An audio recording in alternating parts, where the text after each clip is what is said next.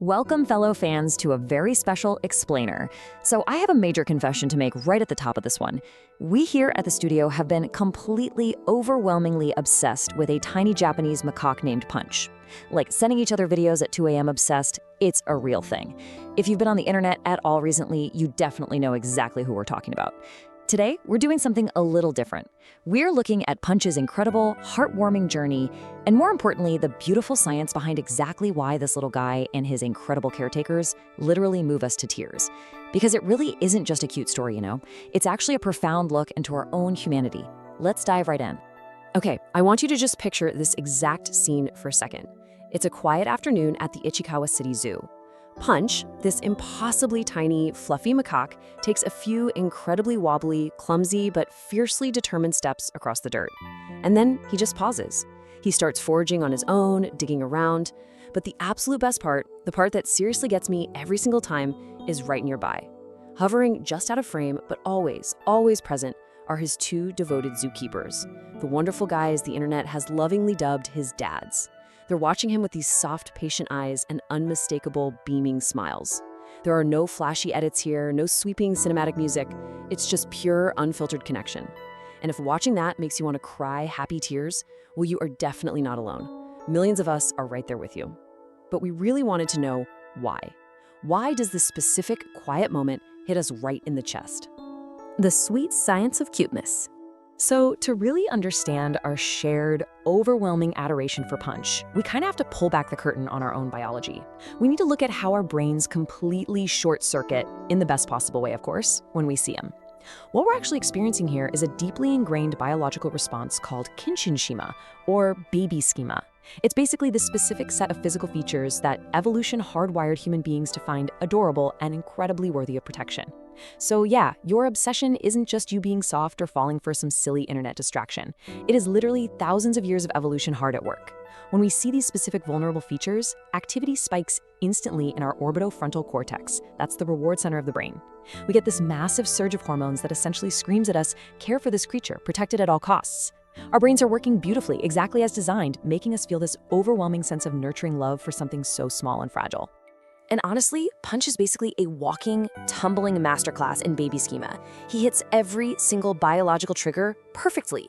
I mean, think about those huge expressive eyes, and that wonderfully sweet round face, and that incredibly fluffy little body.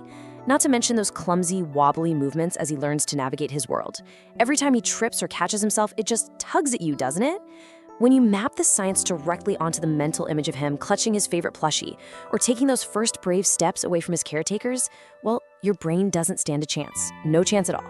We are biologically programmed to fall in love with him. It's just science. Section 2. Those proud zoo dads. Now, as much as we absolutely love Punch, we really need to talk about the other half of this beautiful equation. The true emotional core of this whole story. The incredible zookeepers who stepped up when this little guy needed them the most. I have to admit, talking about these guys always gets me a little choked up because, there is a massive difference between just doing your job and doing what these men did. Shortly after Punch was born, he was heartbreakingly rejected by his mother. And for a baby animal, that is just a devastating start. But his caretakers didn't just provide basic sustenance. They didn't just clock in and clock out. They stepped in and essentially became his family. They hand-raised him round the clock. And this is the part that always breaks my heart in the absolute best way. When he had nothing else to cling to, they gave him a stuffed orangutan plushie for comfort. Oh my gosh, that plushie is just so touching. They stayed right by his side, giving him the absolute safety he needed to learn how to trust the world again. That goes so far beyond a job description. That is pure nurturing devotion.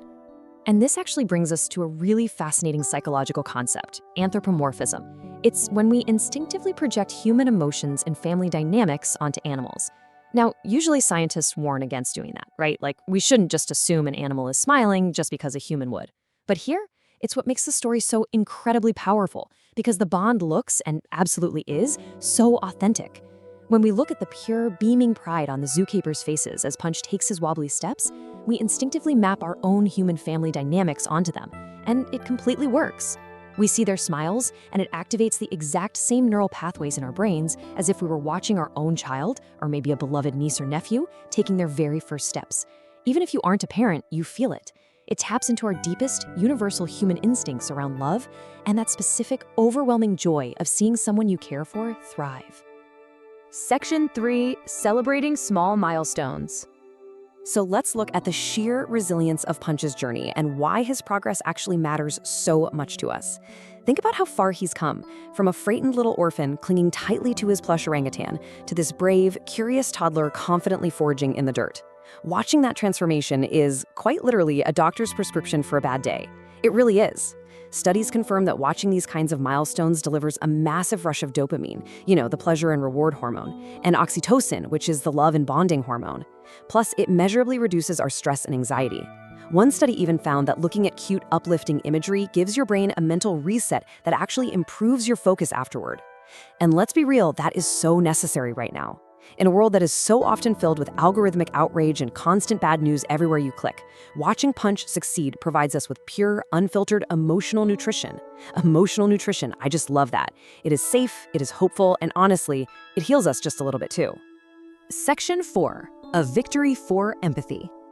What's truly amazing is how this wholesome online phenomenon is translating into real-world action. Let's look at the community effect. The crucial point here is that millions of strangers are collectively rooting for a baby monkey they will never, ever meet. And the comment sections, which are usually, let's face it, pretty toxic places, aren't just saying cute. No, they are absolutely full of deep empathy. People are hoping he integrates well with the rest of his troop, constantly worrying about his well-being. And this viral compassion has actually drawn massive crowds to the zoo and inspired real donations for better habitats. When we watch Punch, we are really feeling our own humanity. We're reminding ourselves that love and patience absolutely can heal abandonment. We're remembering that every single milestone, no matter how small or wobbly, deserves a massive celebration. We get to experience the simple, wonderful, neurological joy of witnessing success. Above all, Punch proves that compassion connects us. It transcends language, it transcends the internet, and it beautifully connects us across species. As we wrap up this explainer, we really want to hear from you, the fellow fans who have been so touched by this journey. For me, the part that hits my heart the hardest is definitely the zookeepers. Seeing the raw pride on their faces when he walks, man, it just gets me every time.